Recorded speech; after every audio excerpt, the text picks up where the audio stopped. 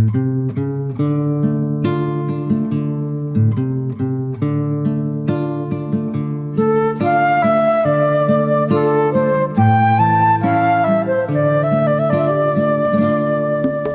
បថតចាំងក្នុងប្រអប់ឈើដូវស្លែកែមវាបត់បែន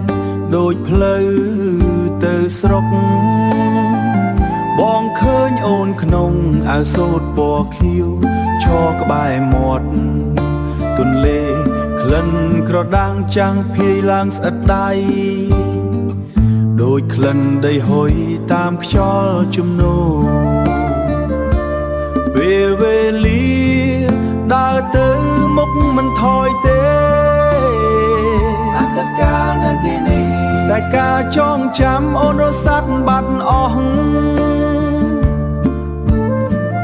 ដូចផ្សែងបារីហុយរសាត់តាមខ្យល់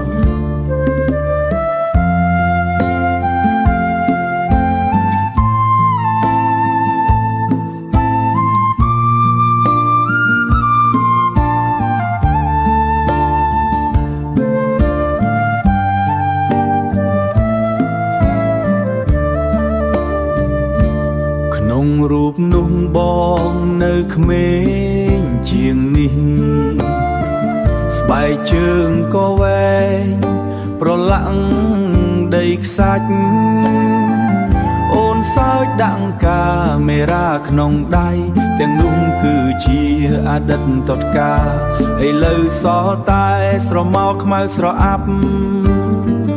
សរសេរឈ្មោះអូននៅក្នុងបេះដូងពេលវេលាដើរទៅមុខមិនថយទេអត្តកាលនៅទីនេះតែការចងចាំអូនរសាត់បាត់អស់ដូចផ្សែងបារីហុយរសាត់តាមខ្យល់បងដាក់រូបនោះចូលថតទុកវិញ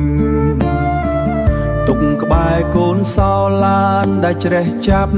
ទុកសោកវាមិនមែនជារឿងថ្មីគ្រាន់តែជាអតីតមែនជារឿងថ្មីគ្រាន់តែជាអតីតកាលដែលកន្លងទៅស្អែកឡើងព្រះអាទិត្យរាំងមេឃនឹងស្រឡាំងតែបេះដូងនេះ